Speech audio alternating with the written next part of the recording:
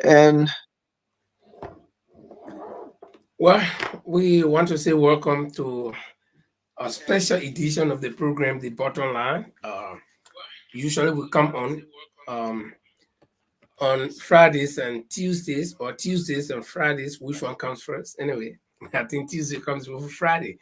So we usually come on Tuesdays and Fridays of the week, but whenever there is something interesting and something very important that we have to talk about, then we can have an edition like this one, which is something I would call a special edition.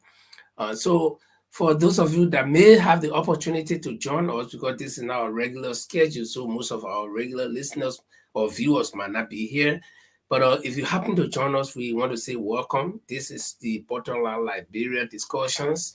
My name is Linford Goa, in Studio One from Norway, and my colleague Guy Augustus Tome is there in Germany, and Paul Triple is from England, but he's going to be joining us probably during the course of the program if time permits.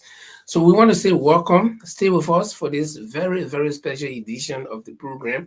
And tonight we're going to have a guest. And the reason we say it's special because it's on a Saturday, one, and two, we have a guest. And it's going to be interesting discussion. So while we see our guest is in a bike while he's adjusting himself, I think he needs to be working on his lighting. The lighting is very poor, so if there's a way he can work on his lighting. But just before we bring him in, I will ask my colleague Guy Augustus Tome how he's doing there in Germany.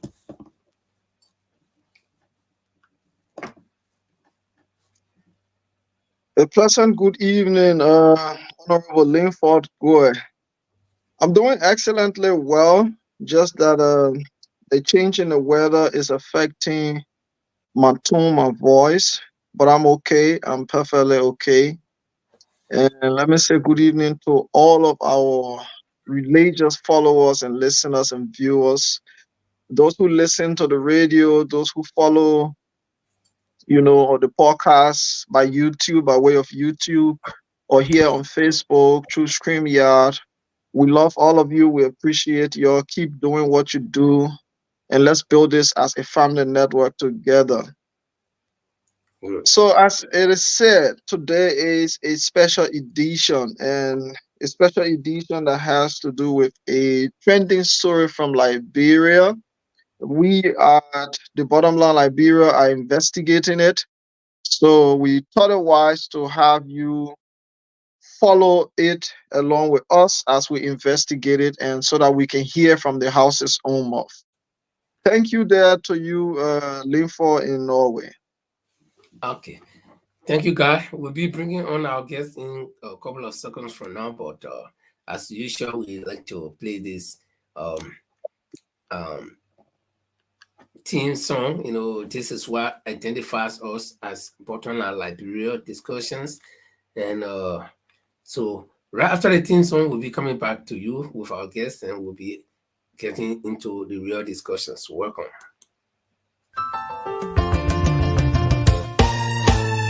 My people, where you at? Where you at? Wake up from your slumber, stop sleeping. Whip your hands, whip your hands, whip your hands, whip your. Come on, come on, come on. I know you're sleeping now. Y'all gotta wake up some more, yeah? Okay, let's go. The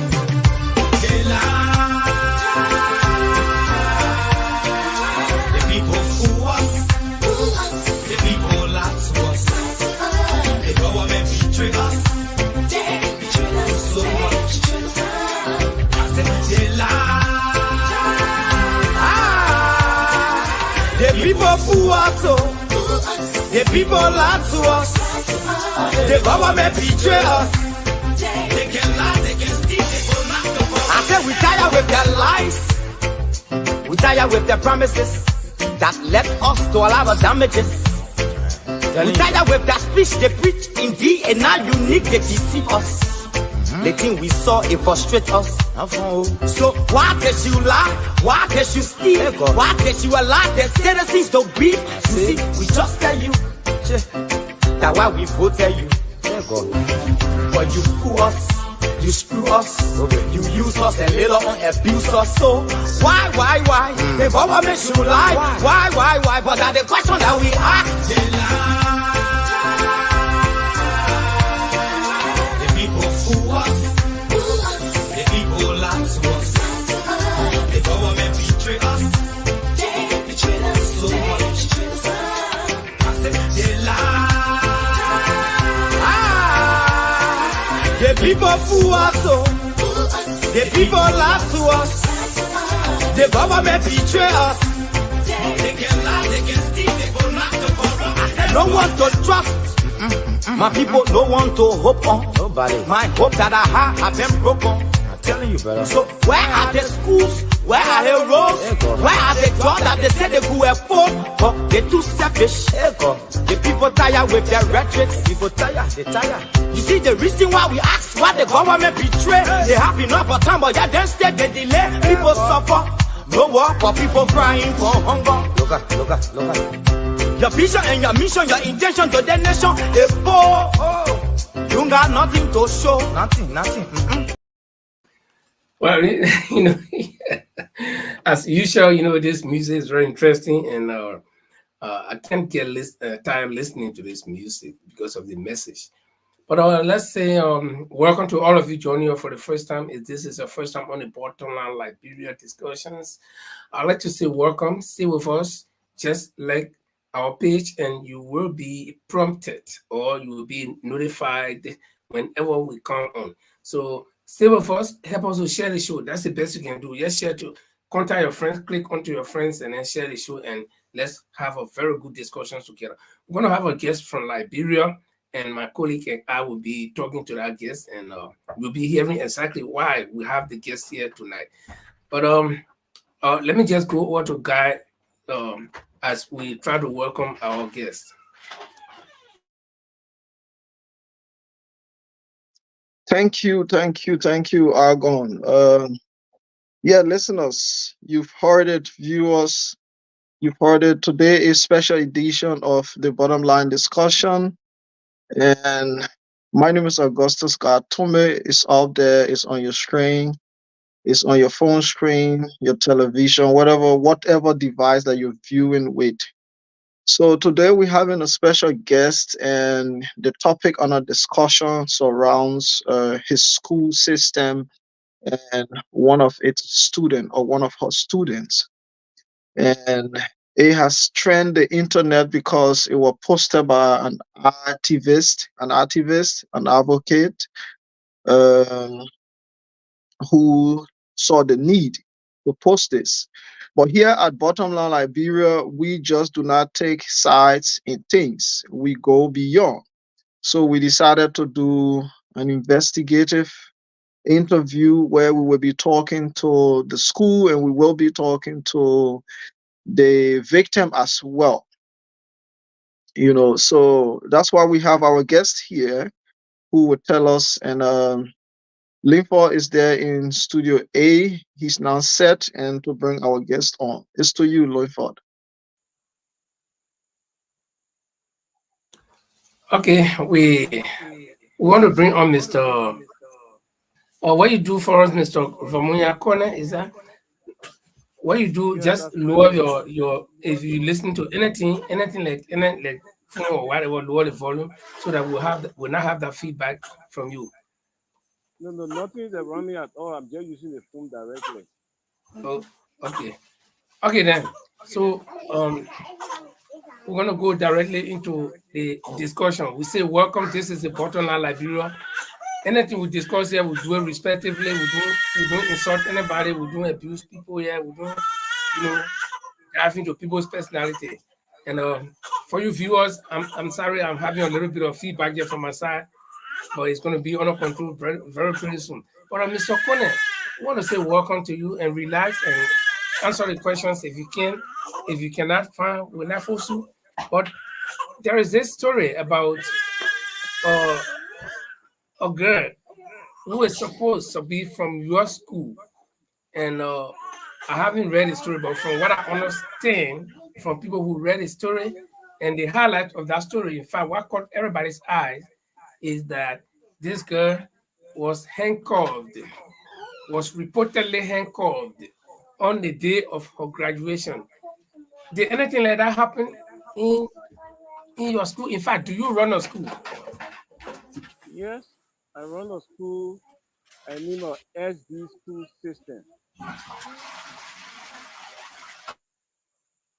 I saw my student in handcuffs on the day of graduation, and that prompted me to even have a query with the sheriff. But can I start the story, please? Yeah, start the story. What happened?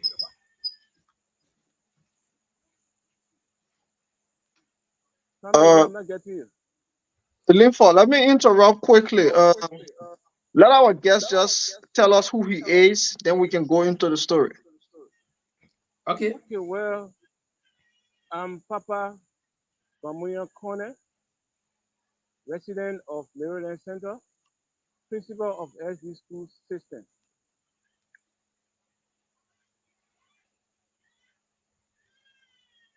Okay. And do you have any idea as to what led to the student? Because you said you saw the student in handcuffs, and you were even concerned. Do you have any idea as to what led to the student being handcuffed?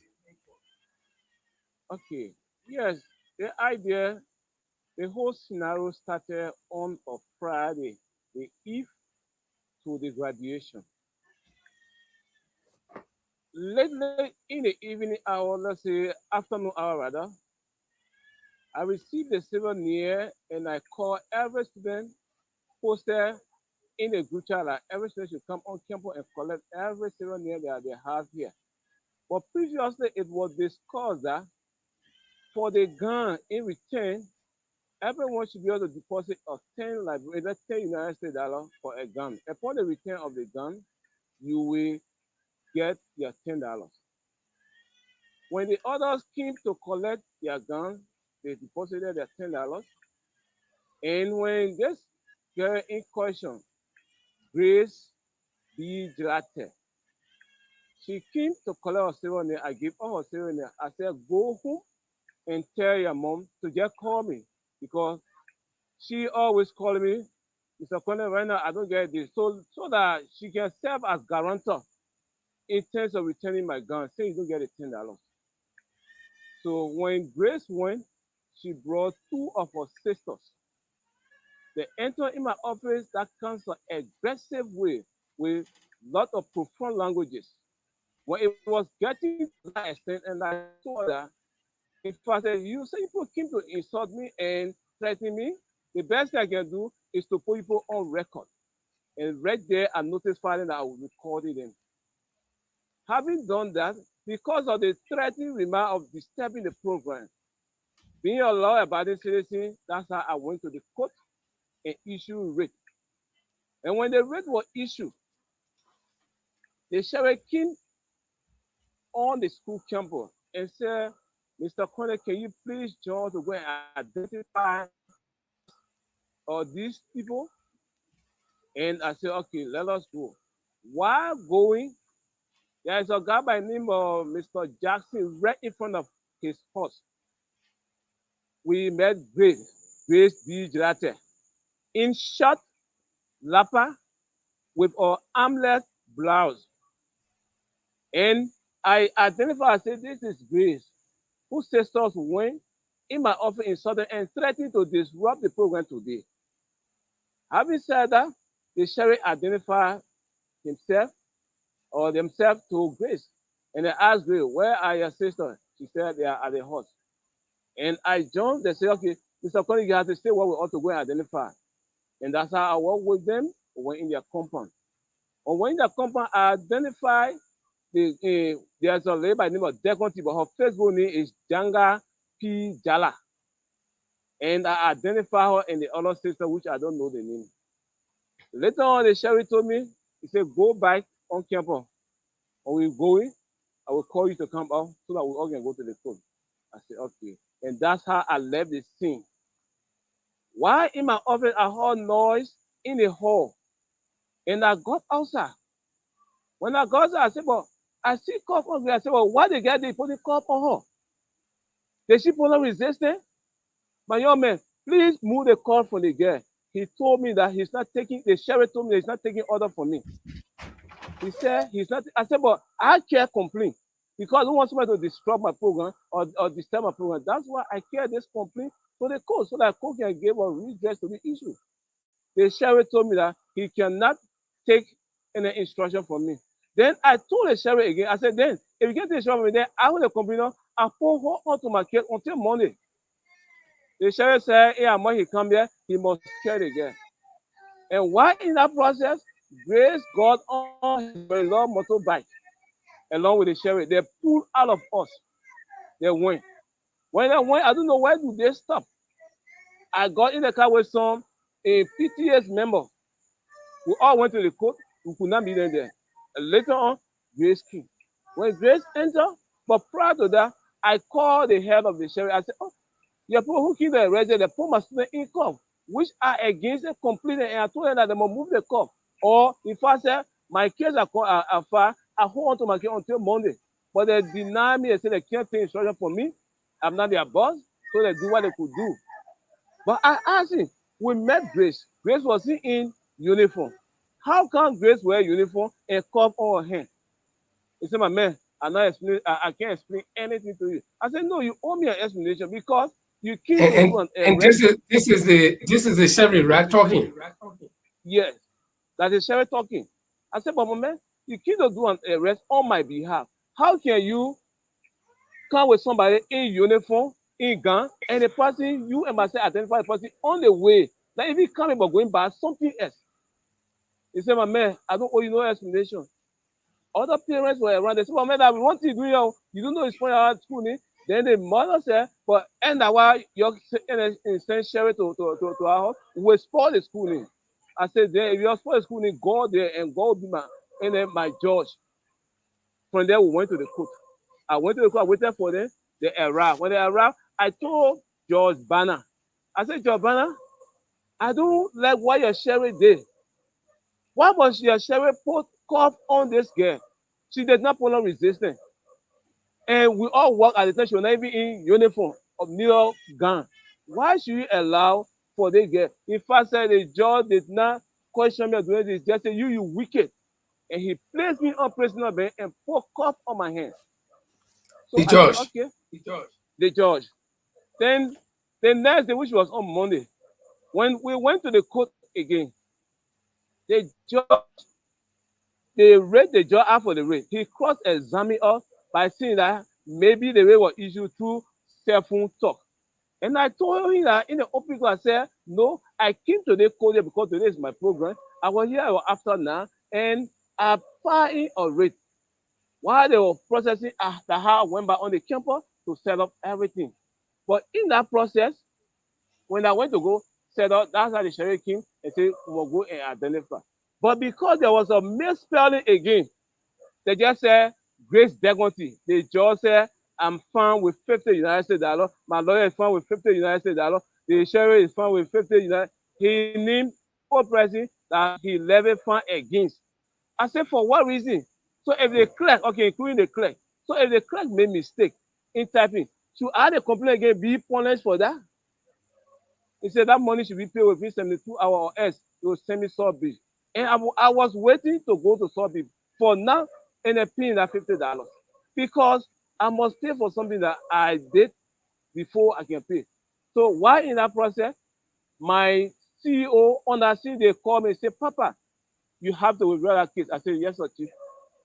And my DO king also there, one Mervyn in DO Mervyn.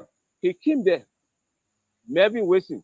He came there and said, Papa, you have taken the wrong step because there's an educational matter. And I told them, I said, yes, I missed my step. So what I'm going to do, not to miss step or to go further, I will withdraw my case.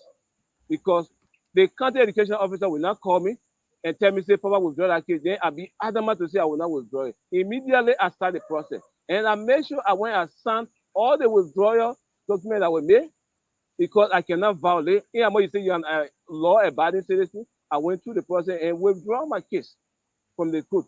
To my utmost surprise again, on Wednesday, I was on campus. Police went and picked me up. They didn't do anything to me. They carried me to Zone 6 to get my side of the story. And I explained the side of my story. I left statement to the Zoom. From there, I was to Zone 4. On that same day, the, the Solicitor General of the Republic of Liberia called me that he need me in his office. Immediately, I said, yes, sir, Chief. And I went there. After all, he asked me to explain my side of the story, which I did. So up to now, we were to go the next day, and while at home, I was communicated through my legal, and they said that you should not go there until Monday now. I said, okay, no problem. And I got in touch with Bottom Line Liberia. They have interest, they indeed they want to find out their side of the story because they don't want to just go online to public. I said, I appreciate that. I said, these are things we should do, not to just go on the internet and just post anything on the net that will tarnish other people's character, like what is happening to me now. Okay. I will come back with more questions, but Guy, do you have any question for Mr. Konneh? Yeah, sure. Mr. I think Konneh, Guy, you thank have you a for device on. come again. I think you got something on. There is echo.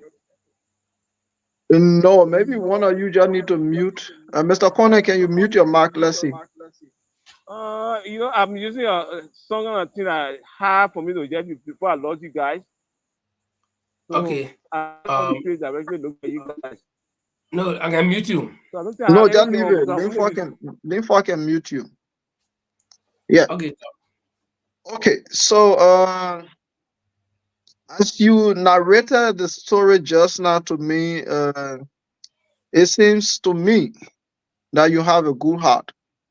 So anyone that admits to, wrongdoing, or maybe when they are cautioned, when people say, oh, they advise you, take this trend, is in the best interest, and people do it, that person has a good heart and they are reasoning the right way. So my own question to you now is, the day before the graduation, did you talk to any of the PTA members concerning Grace issue, or did you talk to any of your school, maybe your board or your executive members on her issue before you could go for the rate of arrest? no, on that day I didn't speak to any PTA because it was like in the morning hour. As I said, I live Maryland Center and the broad vehicle was 500 and the school is in different localities. Don't put it down, going forward. Did you get me clear? Yeah. Yeah. So Mr. Konneh, the thing is, you running a school is for the public, it's for the community, it benefits the community.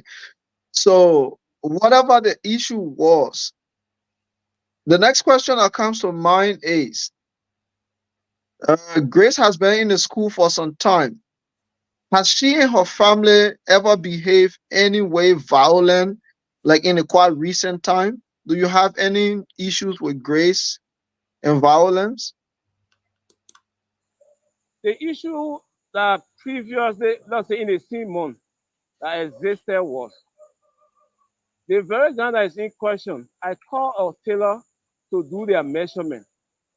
And jokingly, I told Grace, I said, maybe the gun that said they're taking a measurement, you may not wear it. Another person may wear it.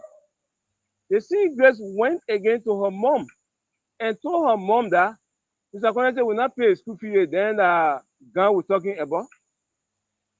So when the mom came, luckily for me, the mom met the tailor. And I told the tailor, I said, oh man, I'm not going to speak, but just ask the tailor whether I ever utter a word like that. And the tailor responded, one J. Arrow, some are calling J. Arrow, is the tailor. He lived from, let's say, he was living in Chocolate City, and he moved around the schoolhouse there. So I told you, I said, Joa, is that what I said? Kindly repeat what I said to Grace. And the guy repeated the same thing by saying, oh, but the message that gun measurement I'm taking, you may not even wear, another person may wear, because no name is written on it. There where their misfeeling started from. But let me just come here a little again. Grace, from the day Grace entered 10th grade, they have been like on my say. What do I mean by on my say? It's there's a girl that who entered school and never had school fee, and I come with the tell her. Even up to the graduation thing we are talking about, my brother. Do your background investigation about this male they call Mr. Konneh. It's almost like I'm running a Samaritan school because you come to me and cry on me. I say, look, let the children learn. Don't say that. Don't say because I don't get money, so therefore I will not send the children to school. I said no. So in the case of Grace, even the school fee of this going school year that we just ended, the kid gave me half. I said let the banana one just stay because the woman have what graduation fee to pay.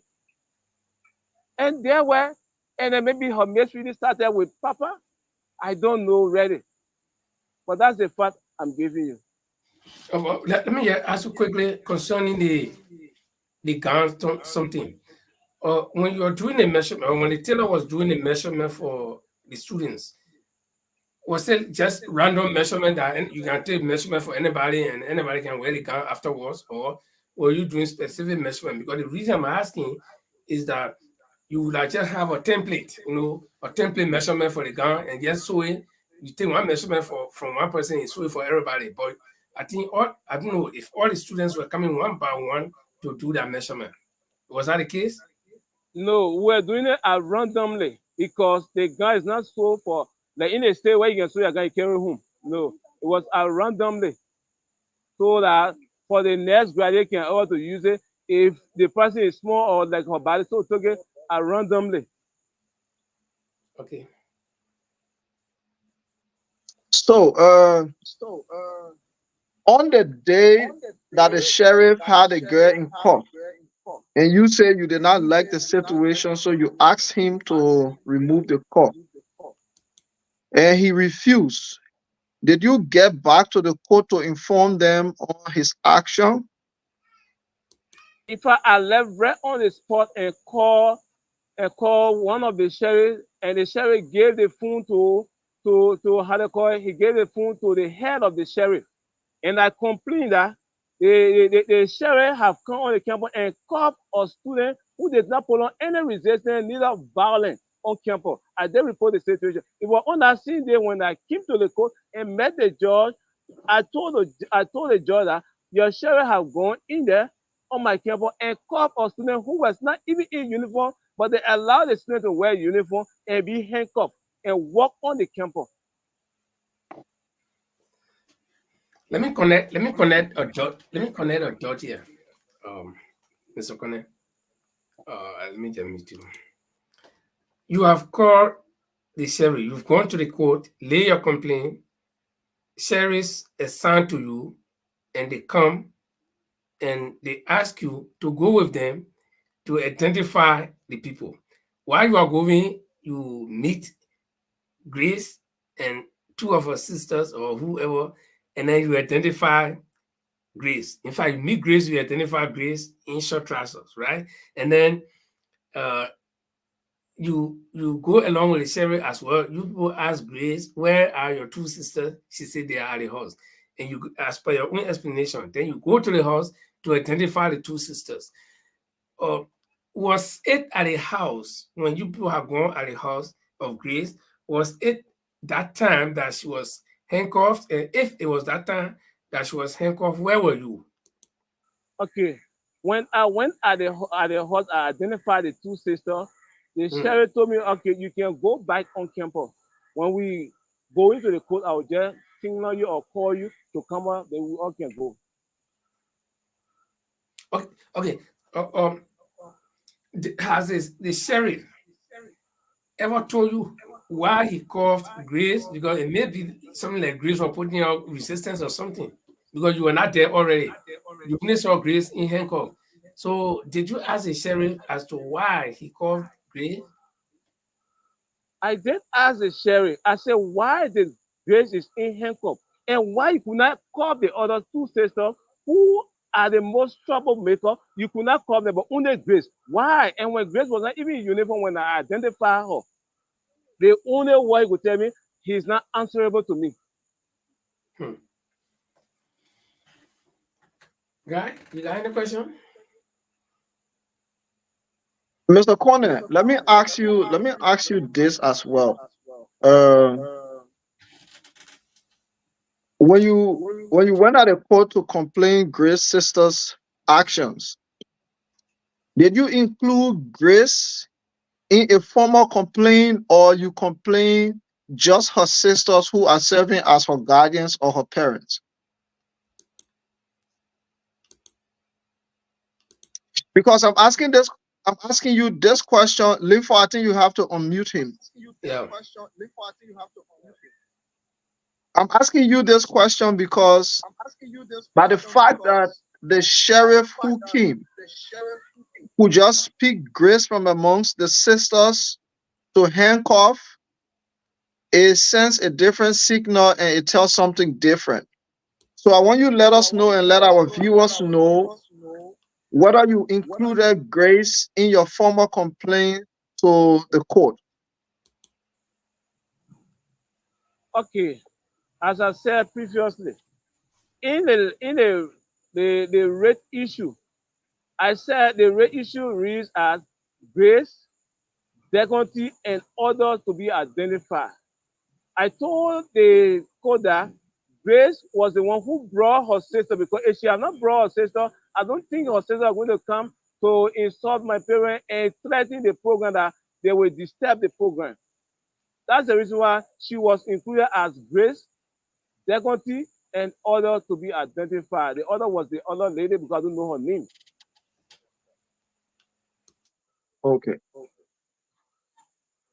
So as it stands now, the court has ruled and fined you, fined the sheriff, and another person you said, right? And you're getting several calls. You got call from the Solicitor General. You got call from your DO, your EO, the rest of the people from the county educational team. So, what do you expect from the public concerning this matter? Because this has raised a serious public outcry, and we are interested in making sure that the image of our educational system is protected, like in your case the school, but also we want to also protect our young people who are learning and getting educated. So I'm going to ask you this question: in cases like these, when they happen, the first line of security approach is the Liberian National Police. Somebody sent me a text to ask you this question: why didn't you inform the police on the threats that Grace and her sisters were making?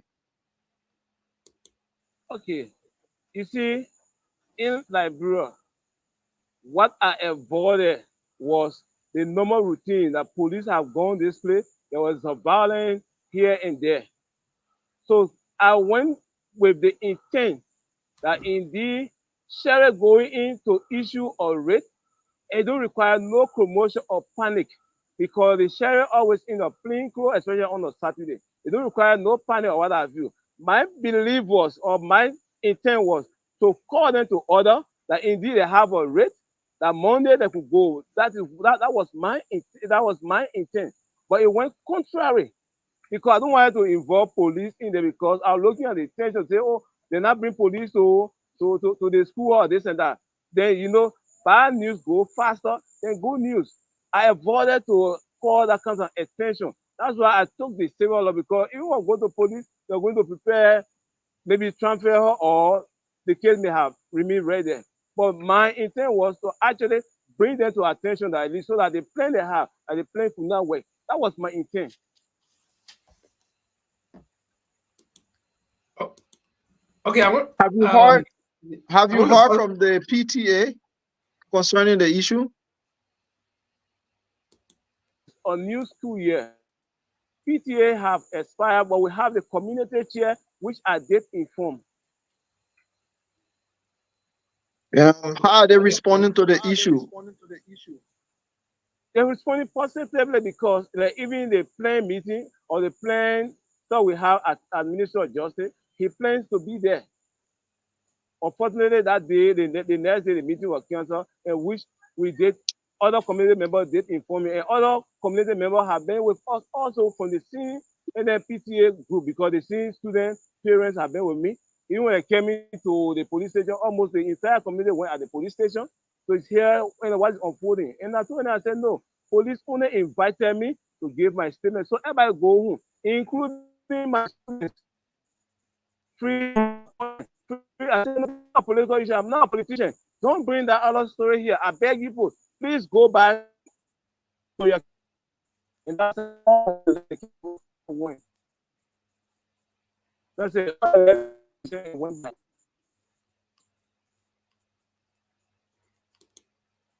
Linford, it's over to you. It seems Mr. Konneh is having some internet problem, but I can see that he's back. Let me just see if I can mute him because of that echo. It doesn't seem to be working. But Mr. Konneh, let me just ask you this question.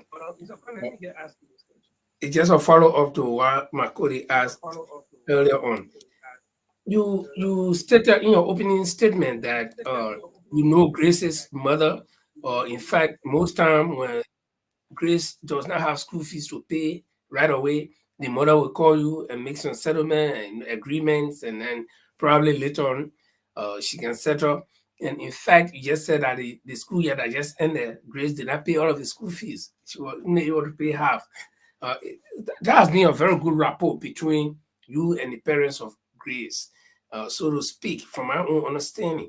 But why, when this thing happened this day, or this particular day, knowing fully well that Grace had told her mother before that you made a comment that she may not be able to wear that gown because she's not paying school fee. I mean, that's how Grace interpreted it.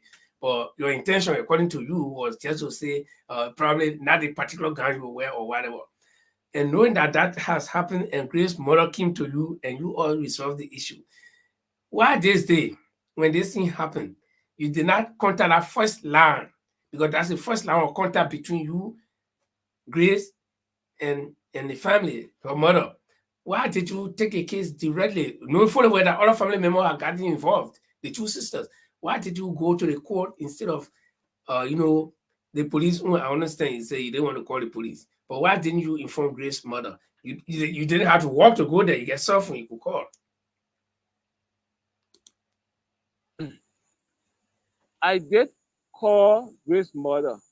Mm-hmm. God is my witness. I called, she refused to answer my call after the sisters came in the office and promised that they were going to disturb. I called her line. She did not pick up my call. If there are a lot of evidence to it, Lone Star, you can check off from Lone Star or from any of the network. I use Orange. I did call. She did not pick up my call. I called her 3 times. I said, maybe, in my own opinion, I concluded that maybe she's in the know. That's why, and then she did not pick up my call. But I did call her. Okay, but did Grace finally graduate? She did graduate. Did she wear a gown? Graduate. She wore a gown. She participated in the graduate, let's say in the graduation program. Have you asked Grace why the sheriff handcuffed her? I do query her in our group chat. In fact, like this evening, one of the students called, let's say, posted in the group chat, Grace, what you are doing is not good for us. You are spoiling our schooling. The mother left again, went to Mr. Donor, Samuka Donor, and tell Mr. Samuka Donor, that meaning this other girl father, how they call maternal donor father, and told maternal donor father, if maternal do not move her mouth from in a case, I will drag her to court. The father called me just this evening. And I told the father, I said, this is temptation. You must learn to avoid it. I beg you. Yeah, but you still didn't answer that question. The question is, have you asked Grace why the sheriff handcuffed her? Because the sheriff said you're not answerable to you. Well, at least Grace could talk to you. Yeah, Grace did not respond to me on the WhatsApp group, in their group chat, because I don't want it to be a one-on-one conversation. Because some information already going there. Maybe they may have a project, get this, and so I don't want it to be a one-on-one conversation. So So I placed it in the group chat and asked Have about you Grace what actually happened. have you met Grace face to face since this incident? No, no, no. My brother is like I'm like a black snake to them right now because what they have planned and they are working with it. So right now, even to the press, I have not made any. I just did a press release. I have not said anything because I know how some people carry story. Like the story that came out, that Martin Colley, up to today's day, up to present, he has not called me. I think if you see something unfunny, he used my press release as a what response.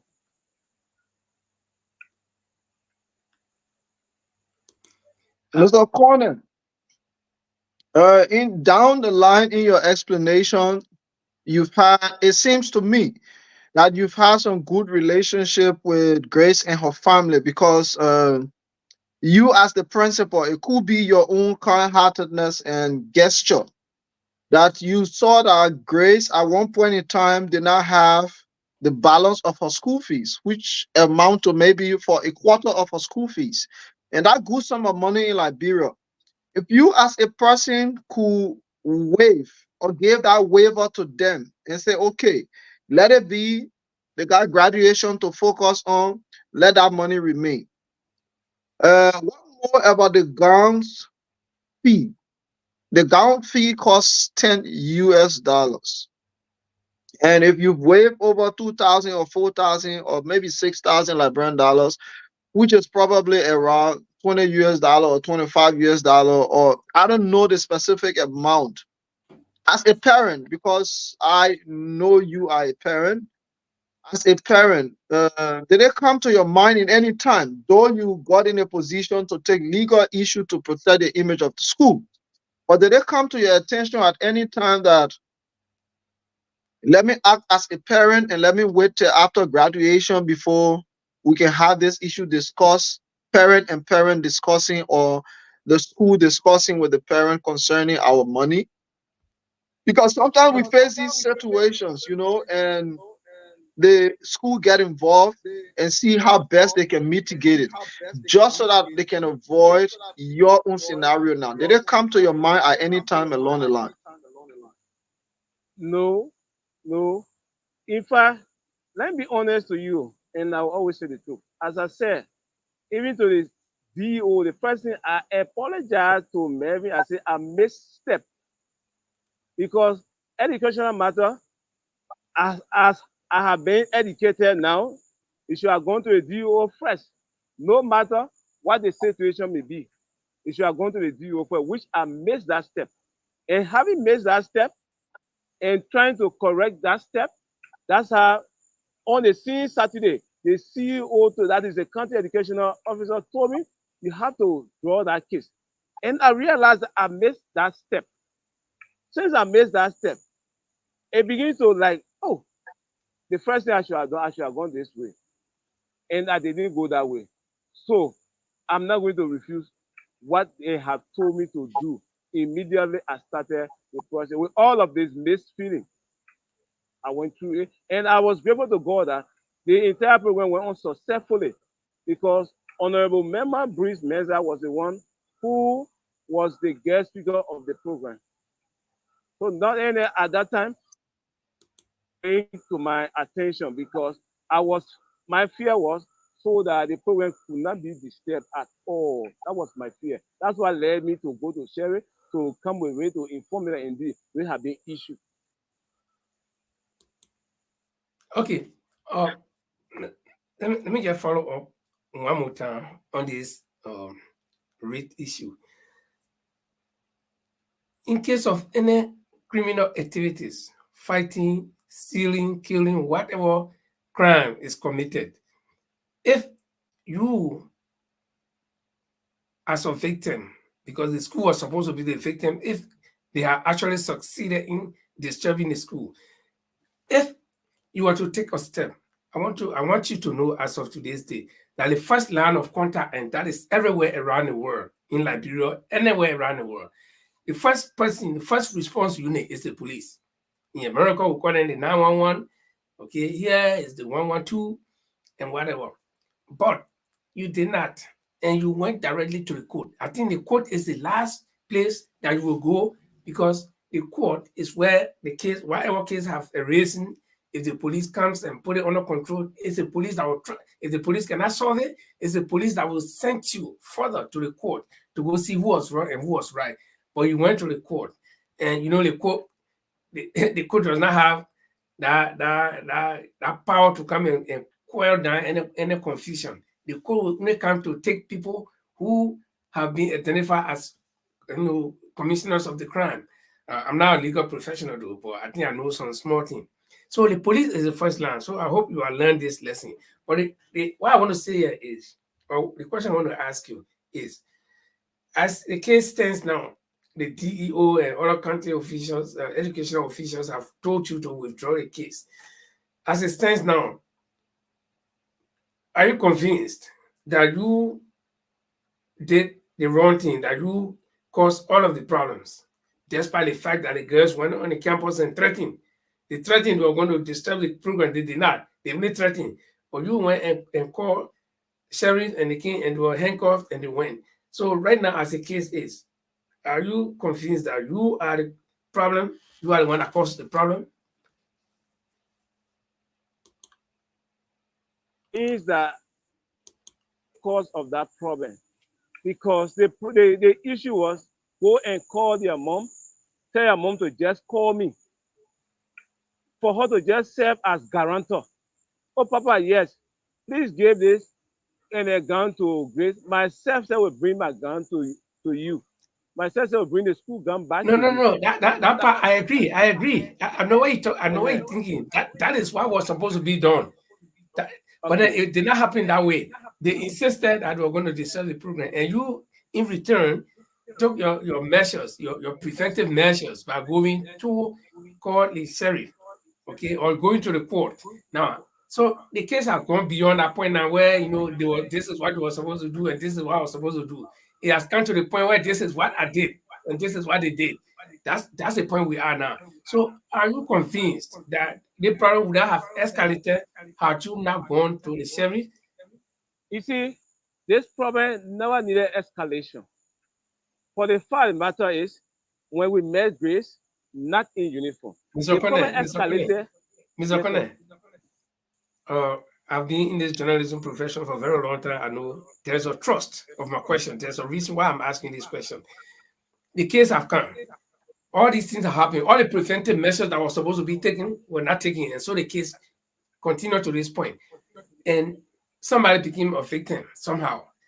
But officials, people who are even responsible for the educational activities, are asking you to withdraw the case. At this point, has it clicked to you that, oh yeah, I was the wrong person, I the one did the wrong thing, not the girls? No. I have not yet convinced that I am the cause of this problem, because I did that to prevent. That was a preventive method I was using. So I don't think, in my own opinion, in my own word, that I was the cause of this. So, Okay, let me. people are calling on you to withdraw the case, and you said you have withdrawn the case. Why did you withdraw the case if you know that you were right and you're supposed to continue the case? Why are you withdrawing it?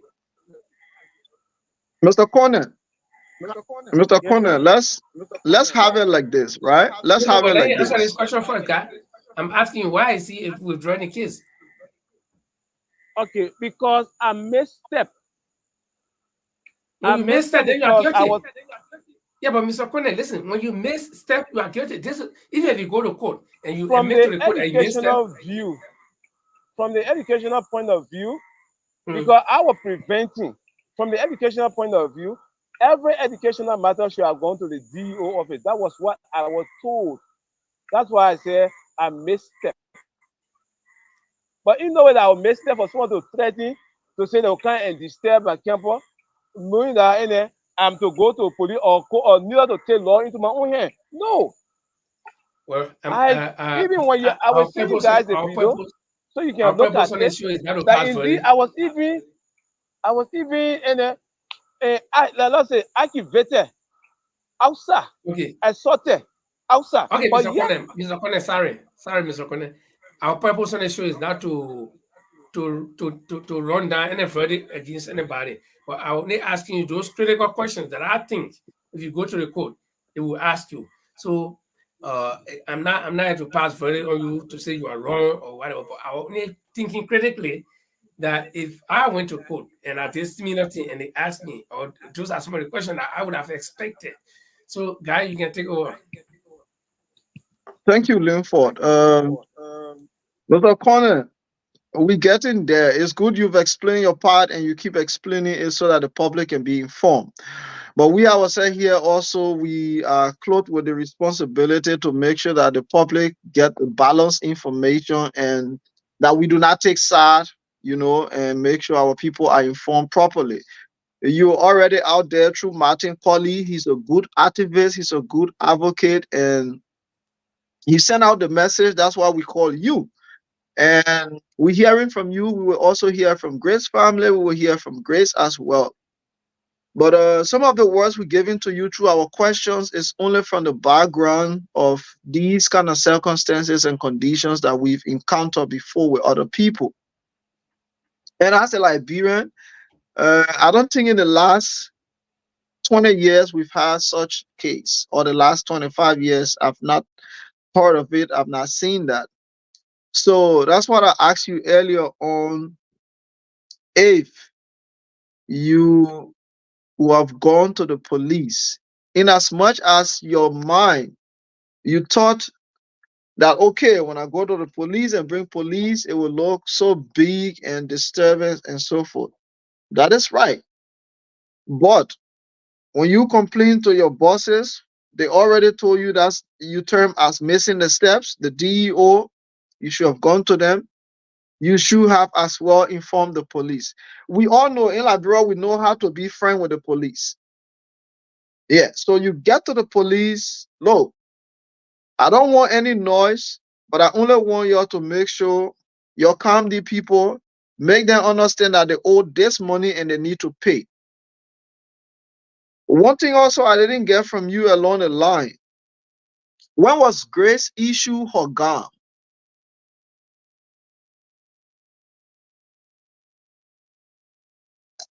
Hold on, let me see if I can unmute you from my side. Or I'll ask Linford to do that. Just a minute. Okay, go ahead. I am muted already. Okay.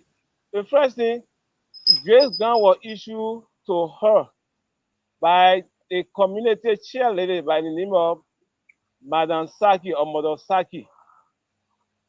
She came and said, Papa, these people, what the first thing you do for me, just give me the gun you first. If people want to disturb, the law is there. But I pray that they will not, it was late already. It was late already. But I pray that they will not disturb. I said, okay, I hope and pray myself. But the only thing I will do, let me use a preventive method so that they can put fear in them that indeed they have already will not come to disturb. It is Madam Saki who received the gun and presented the gun to them that night. So I saw that Martin, graduate. I saw that Martin Colley also posted a receipt of payment. Which one of the payment receipt is that? Is it the gown fees or is it her graduation fees? It was the graduation fee. But before that, before graduation, we always have the senior and come together to discuss graduation, especially when it comes to fee, because we are in the know that government said we should pay not more than 125. But the very students will always work in collaboration with administration and see that we want X number of items. And that were not items listed to be received, which increase the graduation fee. And we're like doing it, and with the mindset that everybody is going to cooperate to pay this identical money. But you won't believe it. Even the 125, you have less than 5% pay the 125 out of 16 students. less than 5% pay that a month, and yet stay. And even in that, there were some parents who did not have a dime, but they came to me, Mr. Konneh, let my son graduate. At the end of this month, I will send the money. I said, no problem. I can call names if you want me to call names and you follow up from them. They will tell you, say, yes, Mr. Konneh. And with the issue of this money, it's just that when they say that they're going to damage and tarnish my school character, that's why this happening. And that's why you are getting me online right now. Because schools are people in the community attending, they get all school fee, and they come by the following school year and still register their kids. That's the kind of school I run. And I even told the PTA, I said, if I can even get somebody who will only pay my teacher, I will turn the school to be a free school. The PTA chair can allude to that fact. Even with this very senior class, we will be discussing. I say I'm lobbying. If I can get anything like money now, or I can get anyone who can help me. There's a guy in the state by the name of Machiniki Tapla. He and myself discuss the same school issue. Because I built it, I'm a Muslim. I built for hereafter, not for this world I will live in. Because when you build such an institution, you get reward from God. That's that reward mean I'm fighting for. It's not just the money. My most concern is my teacher's salary.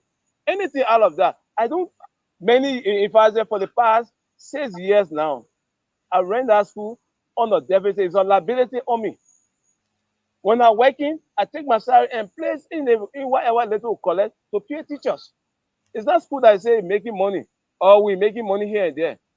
You can dispatch whoever that you think you know in Liberia. Let's say you get that had that press. Let's go behind me and do the background checkup in the community. They will tell you, say, Mr. Konneh is ready or help to us in the community. But you know, when things happen, it happens. That's why I say everything that happens is the work of the devil.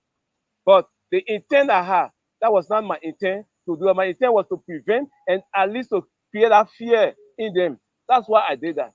But it have never been my intent to say, oh, I must put Grace uncle or must do the one. We have never had any kind of promotion, except for that day when they went on the campus, which went with her two sisters, who began to point finger at me.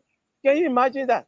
But yeah, I accepted it because I am an administrator. So I could not say, oh, I'm going to fight this. I'm too intelligent for that. God forbid. God forbid I So, could not do that. But I accepted Mr. to even Konneh, shove finger. Yes, sir. do you see them showing any remorse from their action, or they still want to challenge the issue in court or in other legal forms?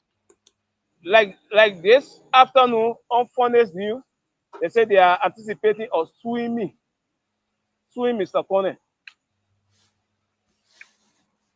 Okay, let me. It's a good question God asked. Let me just see if I can mute you. Okay, it's a good question God asked. Whether they are willing to let the case rest since the educational authorities in the country and in the whole of Monrovia are calling on you to withdraw the case. And that's why I asked you that question first, whether you want to take a blame for what happened. But as the case stands now,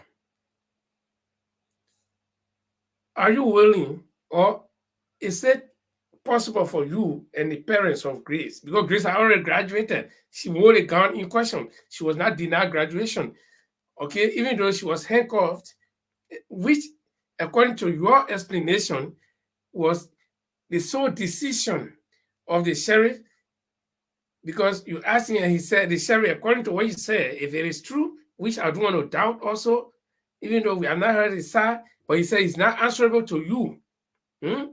So that means it was the sheriff that handcuffed Grace on his own volition, even though they were called in to quiet down the situation. But as it stands now, Grace have graduated. Everything is finished. Grace is not coming back to the school again. So is it possible? Do you see the possibility of you and the family of Grace getting together to just say, no, listen, this thing happened. Grace had already graduated, so let's just drop this case and move on. After all, we know each other now. Okay, you see, even what they are doing now, the company in which they live in, the mother called me from the state. Luckily for me that evening, I was still at the DO office. When she called me, we did talk, and I got closer to the DO to listen to the conversation, which he listened to it. Minus that, there's a brother, one of their big brother, by the name of Dary Woods, Dary Woods, Woods. I'm spelling the name because, but his Facebook or his WhatsApp name is Ego. I'm calling this name because it's not something that I'll just say they are relative. He talked to me and he said, Mr. Konneh, thank you. When I did inform him that I said, I have already processed every document to withdraw the case. He said, thank you. There are a lot of communication that exists between he and myself. If they need be, you want me to say, I will screen snap all and send it to you. To tell you that indeed, I'm not the kind of person. And that's why even him, he was surprised. He said, I least expected from my sisters to come and behave the way they did to you, Mr. Konneh, but I'm sorry. And which I accepted. Without any other issue, taking issue to account, because I know when he himself was here, he will tell me, say, no, Mr. Konneh, we wrong you. But as it may be, or it is now, and I've already done my part from what I was told to do in respect to my bosses as a Mr. school Konneh, runner. Mr. Konneh, did you read the violation counts on the rate of arrest for Grace and the others? Did you read it properly? Look, even as we speak today, the only thing I know of that was on the rate, two things. I think they call DC, that is this early conduct, and my lesson, which was referred to as threat. That was the two things for disturbance. Nothing else was added as charge. Wow. Okay. Linford, what do you make of the court? What do you make of the court decision on Mr. Konneh and the rest of the people? It's like Linford. We brought complaint to you, Linford, to say, oh, somebody tried to disturb my marriage and so forth. And because I don't want to disturb her on the day of my wedding, so I run to you as the lawyer, and you send your able lieutenant to come and see how the place look or to get the person from the event. But at the end of the day, you look in my face, you tell me, okay, you I sent there, you wrong. The man to what caused the problem to the person wrong. Then the man was getting married wrong. What do you make of the court system, Linford? Because from Mr. Konneh's explanation, it's laughable for me. On a serious note, our judicial system is kind of weak, and they don't even defend the kind of verdict they can pass. The case is funny. I've been laughing. No, Mr. Konneh, let me just let you know who I am. My name is Linford Egon Goe. I've been a classroom teacher. I was a classroom teacher, if I'm not mistaken, from 1983 until 1988. Then I got a job at ELBC and started working as a journalist. So I got very good experience in classroom. And I taught at Building for Tomorrow Institute, both morning and afternoon. I was principal for the afternoon section. And then I lived there, I taught there. Most of my students, one of them right here in Italy is a pilot for the US Air Force right here in Italy. Okay, we always talk. Then while I was working at Building for Tomorrow Institute between 1983 all the way to 1988, I also taught between 1983 and 1984 and up to 1985, 86. I taught at Anna F. Huisnent, the school in the Barrio. I don't know whether our school stay there, but I was teaching in the night, the next session. Okay? And guess what I was teaching? I was teaching serial people. I had two captains in my classroom. That military PS where the big Great Allison and do they used to go to. No boss took me there many times. That's why, that's why I'm not, this is a show that we are doing with interview Mr. Konneh. I just want to share some experience. That's why I know that the military people are very respectful people. They got strong rules in the military. Trust me, I'm telling you, I've experienced it firsthand. I was small boy. I just graduated from high school in 1982. My first job was that teaching job. Small, tiny. I used to go to that PS and I would put a Great Allison and BB guard. Yeah? And when once my student then, because they were polyglot people, when they introduced, oh, my teacher they in the school, I said, I sat there, people brought drinks, we drank, I was scared. You know, me personally, me sitting with people guys, when I get out, when I go home, that I live in the papa, when I go home, I'm afraid I say, when that mean they, you know, I couldn't get believe it. So I got very good experience in the classroom. And I know what can happen in the classroom sometimes. Sometimes we meet students who are very rude, and sometimes we meet students who are very kind. So the classroom is one good place to learn a lot. Teachers, both students and teachers learn from the classroom. So I know exactly what happened. And I'm not trying to say that was a direct incident, but if you talk about Grace and her sister that going on the campus to disturb, or to threaten to disturb, I know exactly what can happen. Okay, I myself our student, and I know what we used to do. Hmm? We had an old man teaching us, Joseph K. Bryant. We used to call him Junior Boy Bryant. The puppy was small, he let him wear suit. He would say, JB, I think Paul know JB. He would say, Junior Boy Bryant, you turn around and say, who talk? The whole class will be quiet. Nobody will say, fine. When he turn around again, then everybody said, then he will turn around and declare war, the whole class flock, all of us. So I know what can happen in the classroom. But let's welcome our colleague, Paul the Lord Chiruple. Uh, Paul, we have Pamuya Konneh, who runs a school, and this school, something happened there recently where one of the students allegedly, because of graduation gown, uh, took two of her sisters on the campus and threatened in the face of Mr. Konneh, according to what he told us. Uh, Everything we say here, we say that what Mr. Konneh, but that's what we know. We know the students are here. So, and Mr. Konneh was afraid that he doesn't want any disturbances on the campus, so he would cool the situation down by going to the court, and the sheriff sent, I mean, the court sent sheriffs, I don't know whether one or two of them, and they went and they identified the people through Mr. Konneh, and during the process, Mr. Konneh had to go back on the campus to take care of issues, and then while he was away, the student was handcuffed by the sheriff. When Mr. Konneh intercepted, he asked the sheriff reportedly, why did you handcuff the student? Say, then the sheriff turned around and told him, I'm not answerable to you. And so that's how it came to public glare. So we didn't talk to Mr. Konneh. He has explained his side of the story, and we are still questioning him. So I don't know if you have anything to add to the story or anything you want to ask. Oh, good evening, good evening. Can you guys hear me?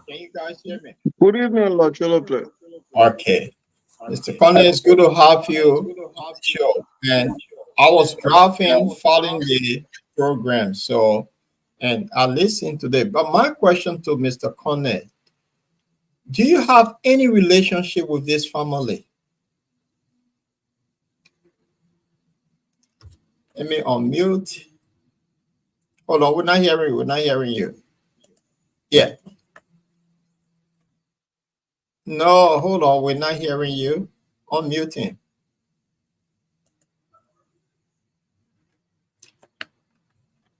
Can we be concise when we talk about relationship? Yes, because we know in Liberia they have the student-teachers relationship. The reason why I'm asking this question because if somebody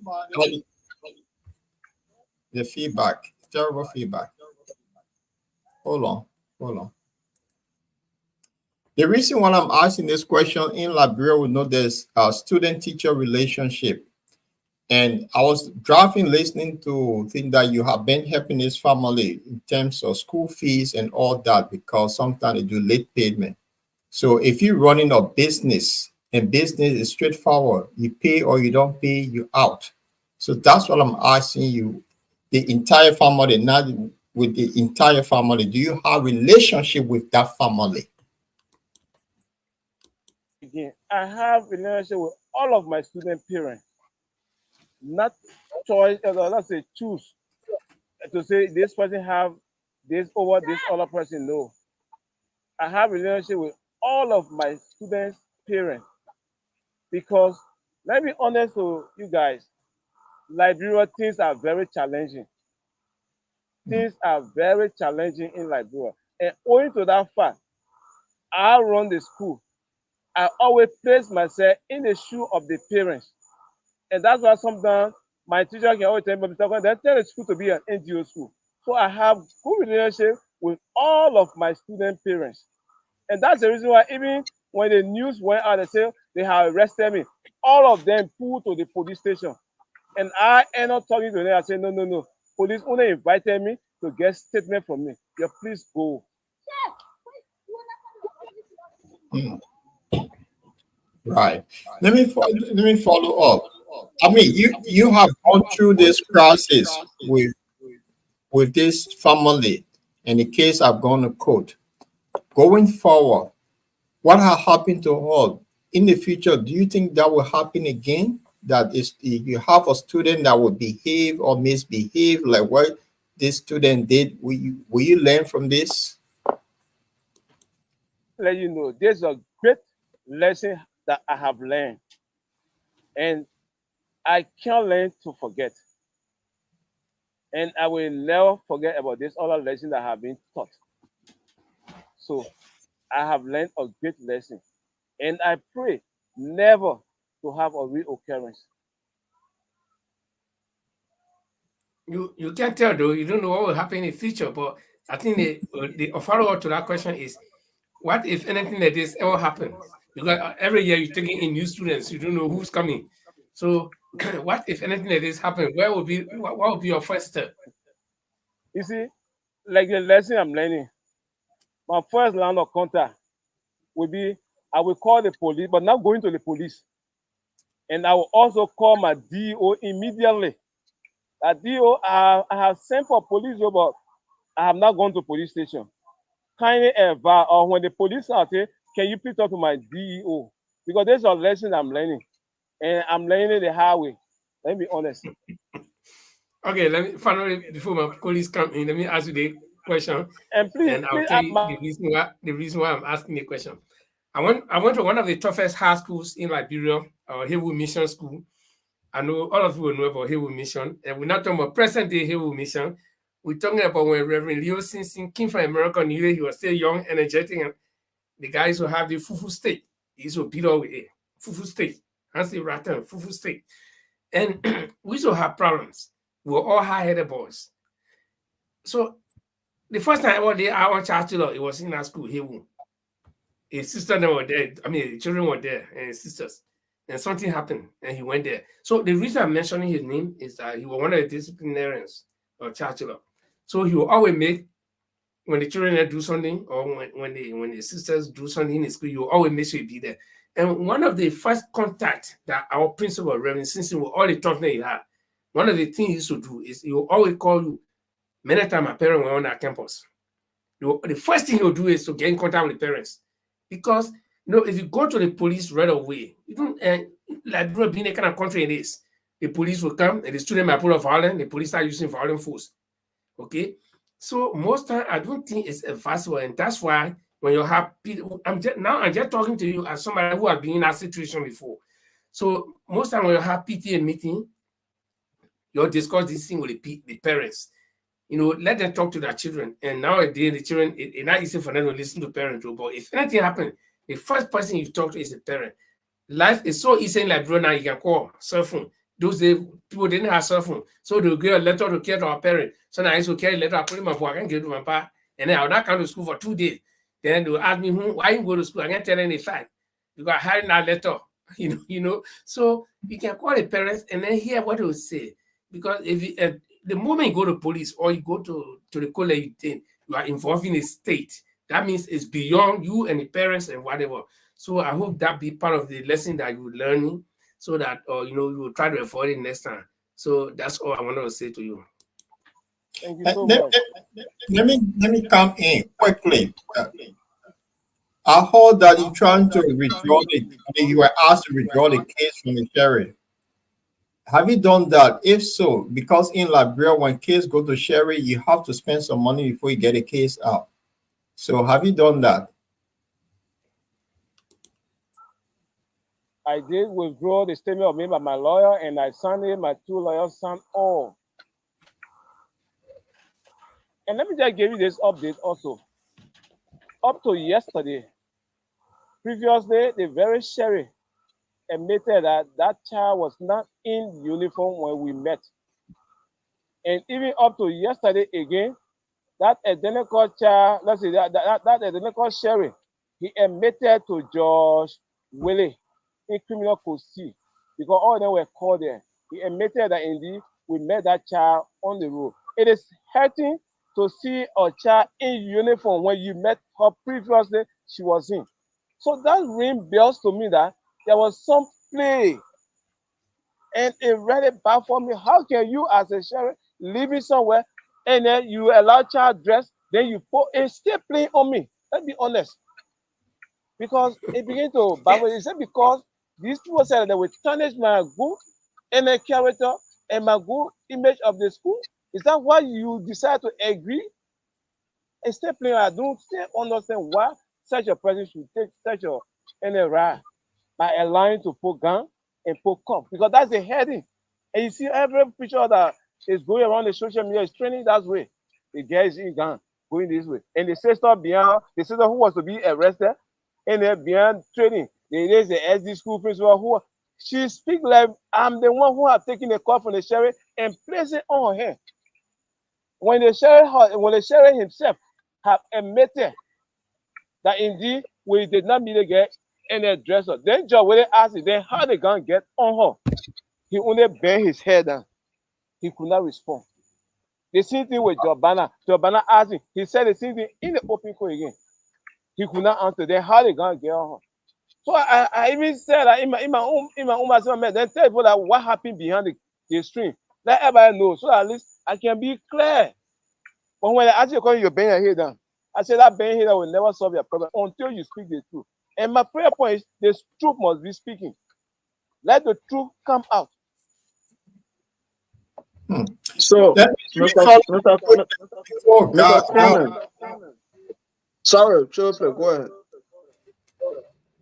I just want to know, she's a student. How old, if you don't mind, how old is this child? Is it muted? Linford is muted. Yeah. Oh, go ahead now. Okay. As per my record, because I captured their ages, she's about 22 years old. Okay, she's older. All right. But in the video, which maybe Linford will play later on, I heard the sister. The sister can be heard saying that Grace is, I think, 17 years old or something like that.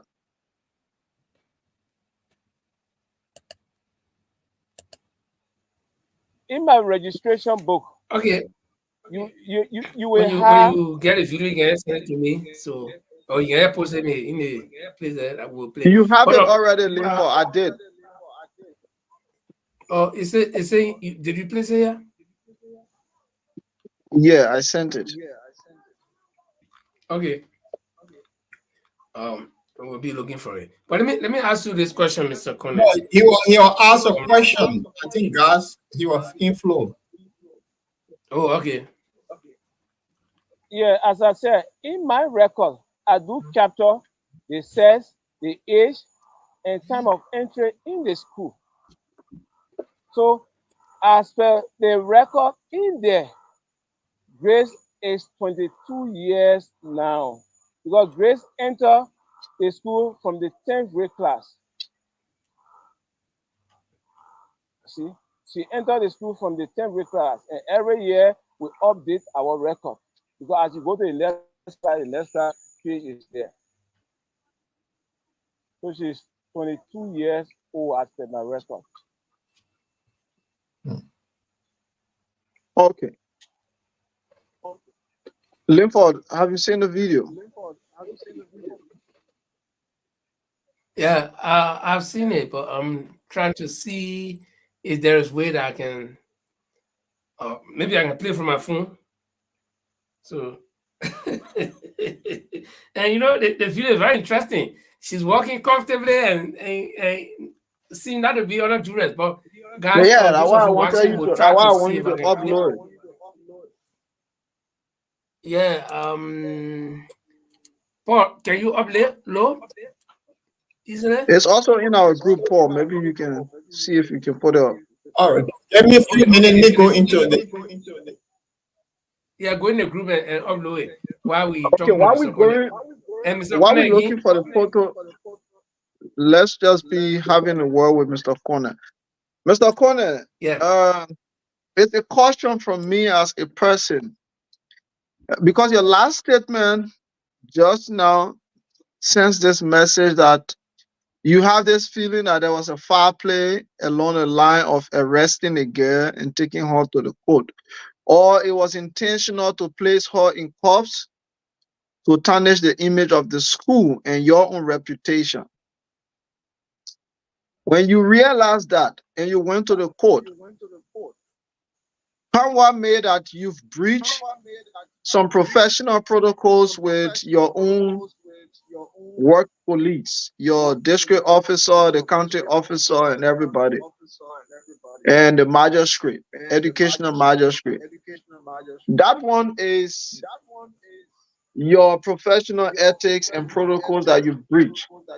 But when it comes to the law and protecting your school image, I think you should stood your grounds. You should have stood your grounds to say, I don't think I am wrong. You ask your legal people what the next step you can take. But by the fact that you feel that the process will compromise to defame you and spoil the school name, and you also went ahead, there's something in law that say one admission can amount to guilt. So if you admit to one, that means you're admitting to all of them. So by the fact that you could understand it and say, okay, because I disobey my bosses, that makes me guilty.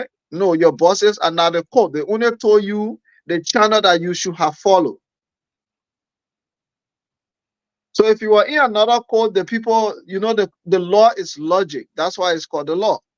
So the reason, like, you feel more than this way because your bosses has their own regulations to coordinate the school activities in Mosorado or in the entire Liberia. It does not interfere with the law. The law of the country, the school regulation does not interfere with it. So with this one, it was a total legal issue. And you try to protect the image of your school. You should have stood your grounds. I want to take this further so that I can clear the image of the school. But what we're doing now is to just have the conversation with you. It may not even be able to clear the image of the school because in your own words, I think you read from another daily newspaper again that they said they're going to sue you.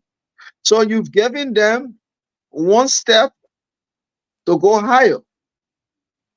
But come what may, you've been with them for 3 years now. Grace have been in the school. Do your best. See to what extent you can go with peace. Because as it stands now, your county officials may not support you in any legal thing because one, they will feel like you disrespected them. It brought shame to them as well because the issue is just splashed in their face and they got no way to protect you at this time, other than just advising you how the cover up can be, and that's the advice they've given you. Withdraw the case, which you have done. I must tell you, thank you also as the principal and preparator for you to take that step is a sign of peace. But to go further, I'm just urging you to see if you can go further and make peace with them. Sometimes our rights can be waived not because we don't think we are right, but because we just want to live in peace and harmony with people. Most especially you who is imparting knowledge into them. The kind of way they view you is different from the way you view them. Yeah, so then I'll ask you another question. Since we're waiting for the video, I'll ask you another question. What if it's a fact that they sue you and you have a court charge sheet, not a charge sheet, but a raid from the court on you again concerning the matter, what will you do? You know, if I'm sued, the first thing I will do again, I will take the writ to the DEO office. I won't just go ahead and go straight to court again. As I said, since I missed previous step, I will try hard to follow. Okay, let's the hold step you there. I think Linford is uploading the video now. We'll come back to that. Actually, it's Paul that uploaded it. Paul did that. Well, Paul, thank you very much. Let's listen to the video. School came to arrest one of his graduates from his school, all because you pay $10 for gun fee. After paying $125 for graduation fee, and government officially said that students should pay $100. Then she has some proof now going to court. On the campus, let's go. On the campus.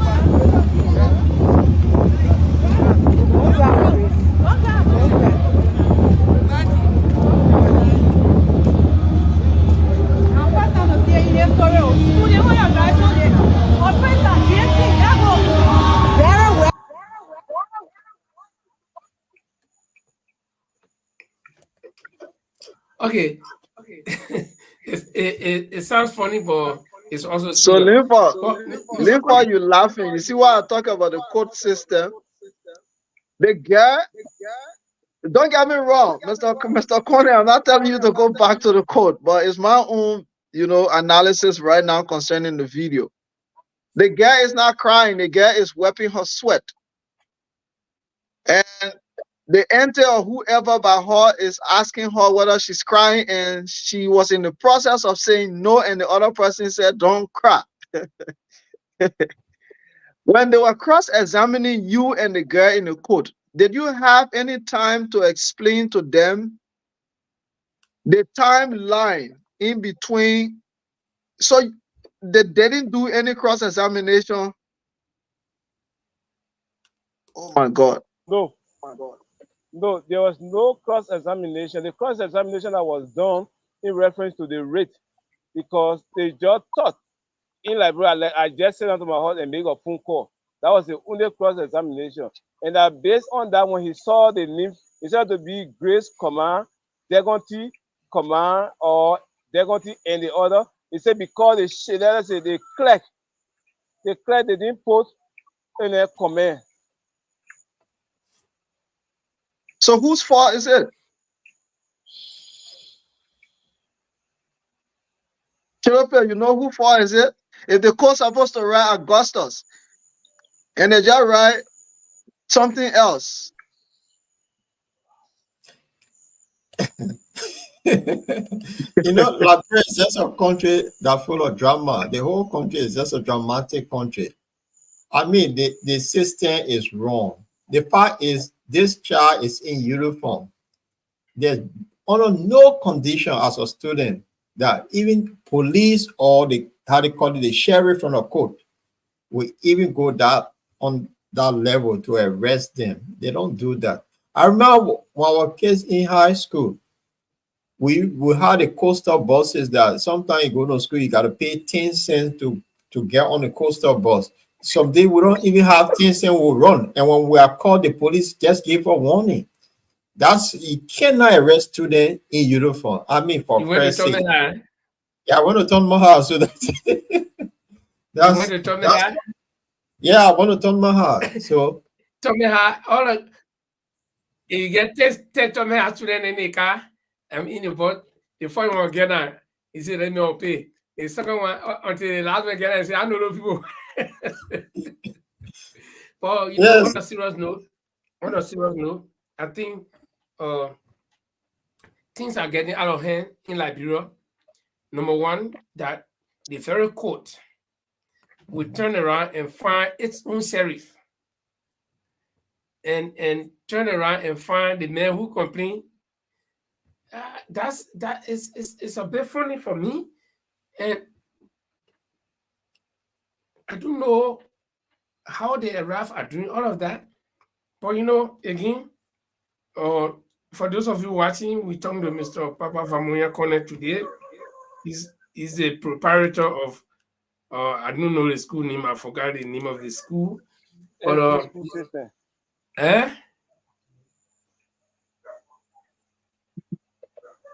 Come again? The school is SD school system. SSD school system. Okay. SD school system. And how long have you been operating the school? 6 years now. The school opened 2018. Okay. Now, but one will want to wonder in this kind of situation where you have a case with student and you went to the court. Somebody will say, but why would this man want to take the case to the court when school authorities are there, when PTA is there, and you people have come this far? Again, I'll go back to this same question again to ask you. What do you think would be the right thing to do now? Because other parents, trust me, other parents will become a little bit careful as to what will happen next, and they will have a second thought. And it's all about the image of the school. What do you think is the way forward right now? And if you were to have PTA meeting, the next PTA meeting, and some teachers, some parents are a little bit concerned, what would you want to tell them to assure them, to give you assurance?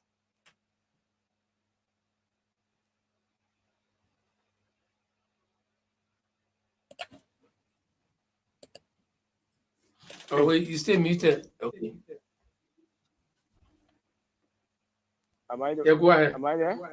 Okay. The first thing, issue with students. Student matter is always discussed on campus.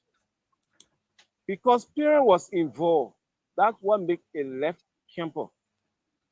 But every student matter is always resolved on campus. Most often, if the situation is beyond the school, then we write the parents and invite them on campus. And the parents and us sit and discuss about this child. Sometimes I'm a disciplinarian. Let me real, because most of the parents there, when their children are misbehaving home, they only tell us, okay, we'll call Mr. Konneh. Father, me, I call Mr. Konneh. When they call my name, sometimes when that child comes, they'll come straight to my office, Mr. Konneh, I beg you, I did not mean to do what I did at home. Because there are a lot of measures which are put in place to allow for the children to even have respect for the parent at home, not only at school. So most of the time, when we're discussing the issue, I tell all the parents, I say, I beg you, nowadays children, they are different than our days. So you find that the children are different type of children nowadays. So the challenges are there. And that's the reason why I always go for the challenge. Sometimes I even call these children and cite them in my office. They myself will sit and discuss some of the challenges. And when I realize some of the challenges that bring the issue, sometimes in the absence of the child, I will call the parent and say, look, you have to drop this down, you have to drop this. Even when the child is not performing in the education, we can also write the parent and tell them, we want to see you to discuss education matter. You know, as I said, this happened because one way or the other, it was destined to happen at that time. But trust me, it was not the intent of me. Honestly speaking, Mr. that has Konneh, not been my intent. Mr. Konneh, let me ask Yes, this sir. question, right? You know your student, as per your explanation just now, you know your students. Sometimes you talk to the parents concerning the students' performances, and you try to inquire between the students and parent relationship that probably may affect the school. That comes to my mind on this question. Is grace among some of your best students? When you talk about best in terms of academic performance or in terms of Yeah, in terms of cordiality academic or performance. so,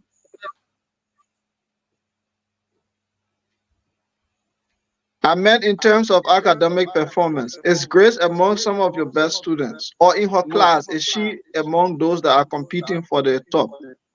no. If If Grace case was with one of your best students, would you have treated it in the same way?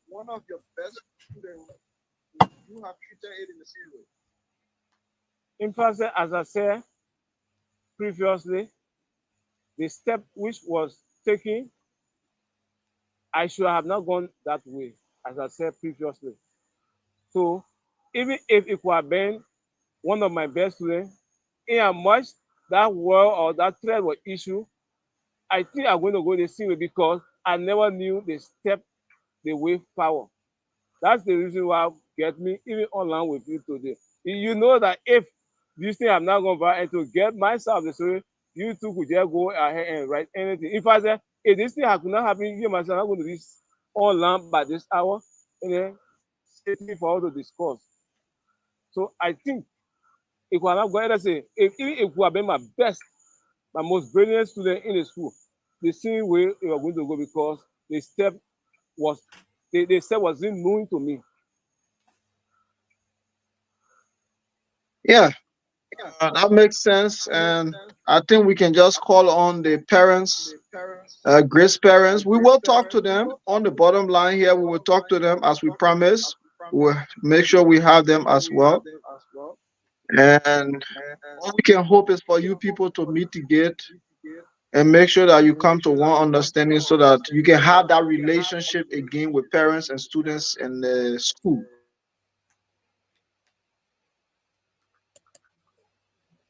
Linford is to you and Children. Okay, Mr. Konneh, we are just about to wrap it up. This, like we said, was a special edition. We didn't come on Saturday or on this. These are Tuesdays and Fridays. But when we have something interesting like this, we compare to come. So we'll soon be wrapping it up. And it's good that you were here tonight, and it's good also that you give yourself the story. And as part of our social and professional responsibilities, we must have the side of grace and just to hear what happened.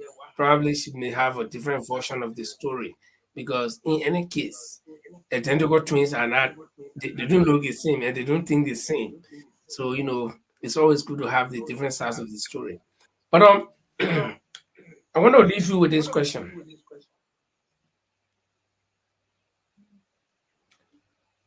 What do you think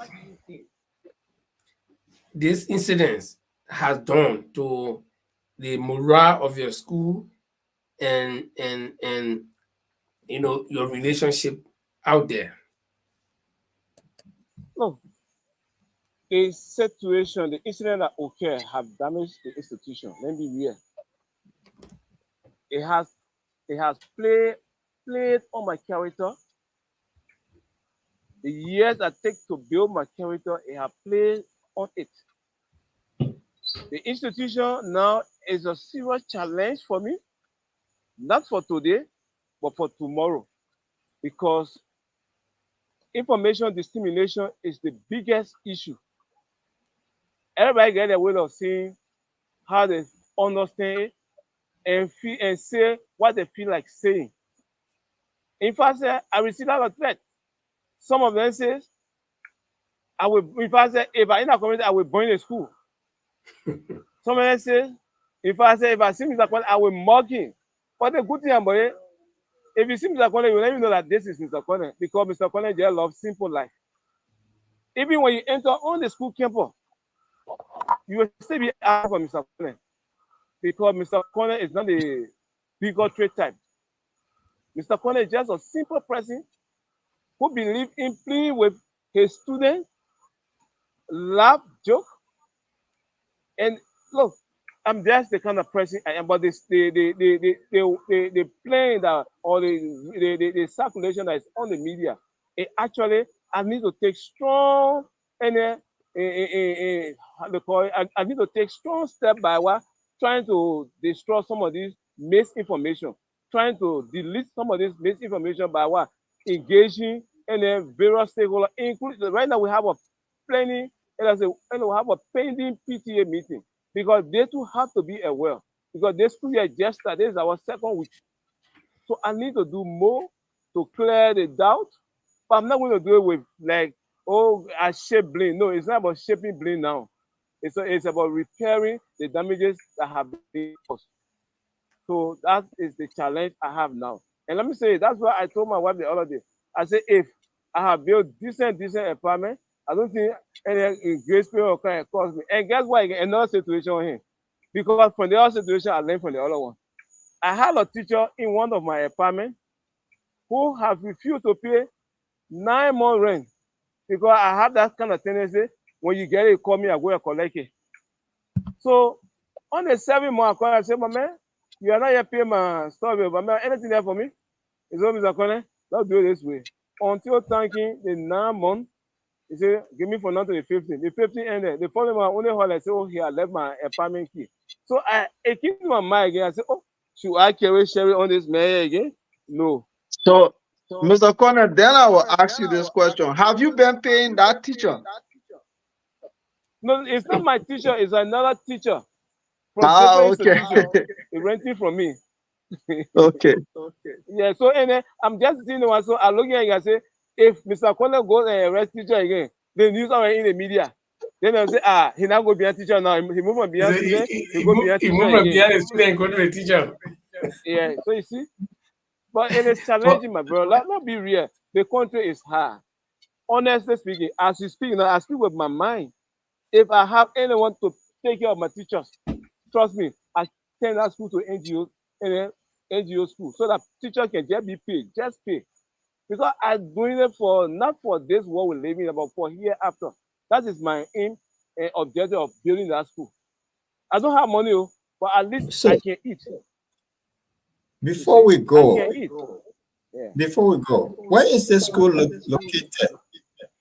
The school is located. If you been in Broadview, there was a area called that's the old Don Bosco home. Yeah. And the community was named even in that school building. It's a new community behind Virginia Public School. If you know is there any Virginia, possibility that you could turn this school over to the government to run it as a government school? no, I'm afraid of government. Oh. I'm afraid of government. I don't want to say I will turn to government. Because Why? if you turn to government at the end of the day, maybe there may be other stories around. And I'm afraid of government to turn this school over to government. But Government will like take for it. instance, come again? Government will take it from you. Is that why you're afraid? Oh yes. Sure. And at the end of the day now, to even get my own property will become challenging for me. I don't want to get no headache. Okay, that's. I If think you and that's myself very. can come to a mutual understanding. You say, Mr. Konneh, okay, I will take care to pay your teacher. Can we go through an agreement? I'm willing to do that. Trust me, I'm willing to do that. I speak Again, from my mind. I think the final question from us: what is the full name of the student?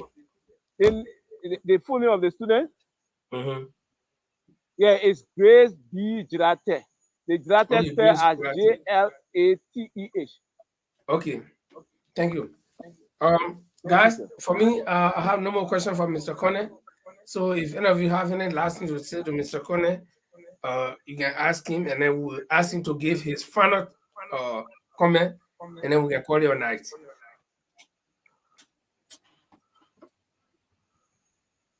I think it was final from my end. I caution Mr. Konneh to just look at the future now, do his best to see how he can bring peace back in that coexistence between he and the family, So he has seen some places he understand to be the lapses and the mistakes, as he termed it, missteps, which of course he's fighting to recover and erasing the current harm and damage that it has caused, the situation has caused.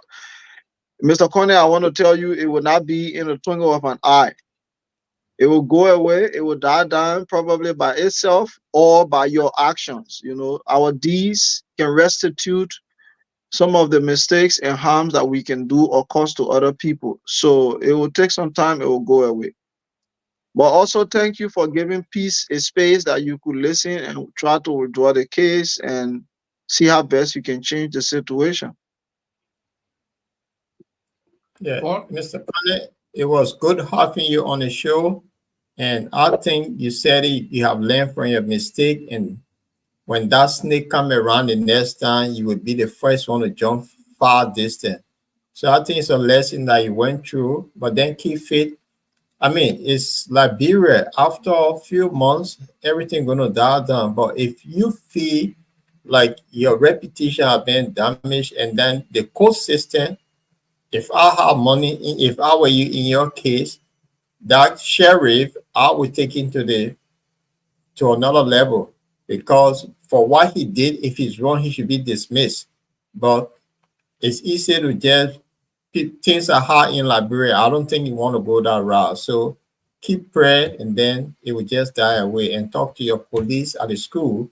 Let them see reasoning for you to build the school reputation again. And finally, from my side, Mr. Konneh, like I said before, the intention of this platform was, or is not, in general, to pass verdict on anybody, whether you're guilty or you're right or whatever. But what we strive to do is to finally fight in every incident, that we have at hand. We find out what's happening from both sides, and then we, if possible, give our own recommendations, like we have done here. Like I listen to my colleagues, they're telling you what to do next time in case of anything like this. I think that's the intention of coming here, and we want to appreciate you for coming. um, who knows, when your school gets back and everything is prosperous and you're receiving even more students, maybe you will want to come back here and tell us, "Look, listen, that incident, it was done and it went by, and I have X number of students and we are booming," and we'll always be willing to promote Liberian efforts. I mean, I think it's one good thing that you are doing. I've been in a classroom, like I said before, I know what it means to stand in a classroom whole day when your rent is not paid for you. At least you're able to pay your rent. But some of us who used to work, when your rent is not paid, man, you got to go teach the students, and some of them making noise. Sometimes you lose your temper. You know what to do. But again, at the end of the day, like you said, you're not doing it for money or whatever, but the reward that lies ahead. I mean, my students call me. Two of my students are lawyers in Liberia. Can you imagine? One is flying Air Force here. And he will call me and say, "Bro, go, I want you to cancel. I can put you in the airplane." I said, "My man, I airplane business. I'm not riding no jet bomber. When I come buy my little thing, let me sit and catch my headphone. I end of the day, I sleep and come back home." So this is what we look at. That your effort is not wasted. And trust me, all the many students we've been having for more than 6, 8 years, some of them may get be somebody. And one day they'll remember, "Oh, there was one Mr. Vamuya Konneh who was my principal, and I will know that school still existing. Let me just walk on the campus and see." You don't know what will happen. So keep the faith. The challenges will come, but it's not how you fall, but how fast you wake up. Thank you very much for coming. Is there any final word you want to leave with us before we go? Well, my final word have to do with like using this situation as a case study for anyone or for any administrator. Please, the mistake I made or that I turned as misstep, I don't want anyone to follow suit. And for my parents, my student parents, nothing will change my goodwill towards any of you people. This is just a lesson learned. I will remain good as I have been, and I will forever remain good as I have been. Thank you guys also for bringing me live to get the side of my story. And I say, things can make people to know people. I have never thought of coming on Bottom Line Liberia. I only heard about it, but never did I have ever checked to say, "Yeah, let me check on this radio online, what have you." But I'm so much grateful to God for you guys to have me to get my side of the story. Thanks again. May the Lord Almighty God bless us all in Jesus' name. Amen. Amen. Okay. Thank you very much, Mr. Konneh, and we would like to take leave of you this way. Well, guys, um, you listen to Mr. Konneh and what he said. We hope we can be able to get Grace D. Gelate on this show, and from there we will get her solve the story, and then we can balance it. And like I said again, our intention is not to find out who was wrong, who was right, but just to find out what happened And so both sides can learn. You know, a lot of people listen to this thing, and I think they will listen and they will evaluate and know if, you know, when I was in school, in a maritime school, we always read about conventions. And these conventions, they stand today as laws in maritime. Okay. And well, and these conventions will not, they will not say, they will not develop it first. They will wait until some kind of big shape scene, like after Titanic, and all the other big disaster before they made a convention. So I asked a teacher, why all the law you're making, why you can't make it first to avoid? Then the teacher said, well, we do know that it will happen. So when it happened, then we do a case study. Then we know now that it was so reason why it happened before we can put into law that ships should have you know. Linford, Yeah. who has been the head of that convention? That Liberian person? No, we're talking about IMO, man, International Maritime Organization. No, that convention, I think that Labro own that convention because I had Labro can the thing can happen before they plan for it. No, but I mean, generally, this is you know, and it's funny. Can you imagine that after Titanic sank, then they made a law that every ship should have double hull, you know, double skin. In other words, the body of the ship, you see, it was just single zinc that it put her.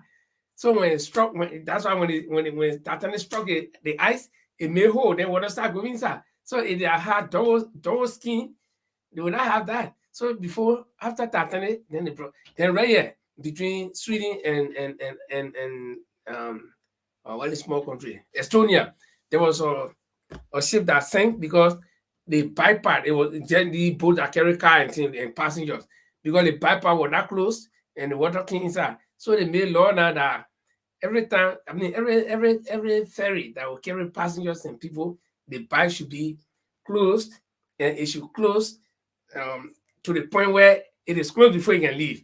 But they left it open, they start going, and water will come inside, they will go in. They didn't know. Then another thing happened, something called Scandinavian start between Denmark and Norway, where the ship got burned because it was not fireproof. Somebody was smoking and fire caught in the ship, it burned. So all ships now, all the cruise ships, they are fireproof. So why did they didn't know from beginning that fire can burn? But you know, this is it. So human beings will always learn from disaster. Even most of the traffic rule that they put there today, that when you come to a crosswalk, I mean, you should have crosswalk when you get it, you should start. We're not there. But when cars started knocking people down, people are walking like people can walk anywhere. So, you know, conventions and laws will come into existence when people have made a mistake and learn. Then they say, okay, I will not do that again. We should not do this. Yeah. We should not do that. It's all in design. When in technology, the same way. If you're designing something, you'll go through the steps. But along the way, you think you have covered everything until disaster occurred. Then you will go back to revisit. It's almost an airplane. For every time there's an aircraft, yeah, what happened? They get they call it the black, for them to go back to find out what went wrong for it not to happen again. So these are all part of the learning process. And I think the program was good. Oh, just to let you all know, Saturday, guys, if you're available, we'll have a Liberian actress on this program. One Atama, she's famous in Liberia. She have her own thing going. They have this new film that came out. We'll be having on next Saturday on this program as to how far the Liberia film industry have come. So we'll have a conversation.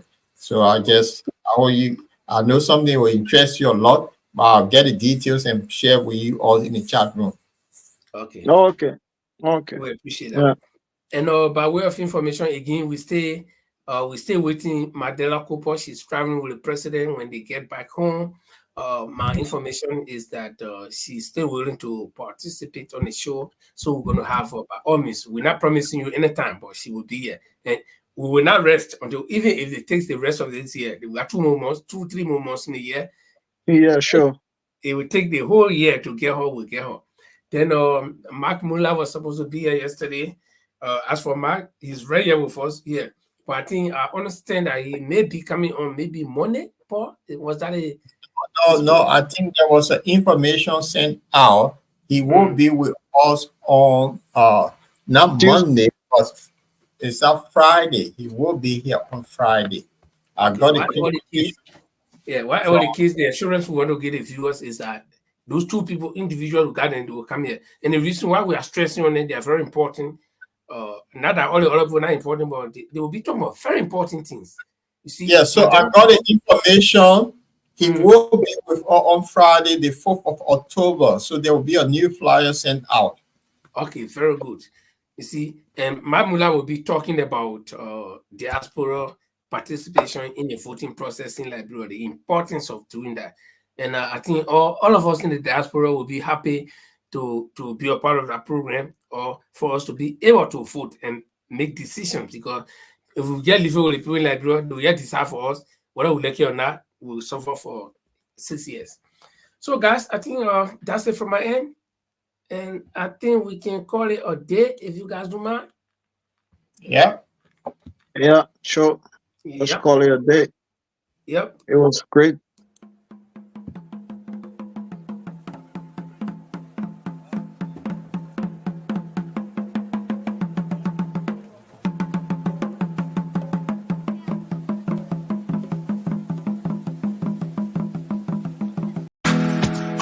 Through trials and tribulations, you have prevailed. The spirit is unbreakable, never derailed.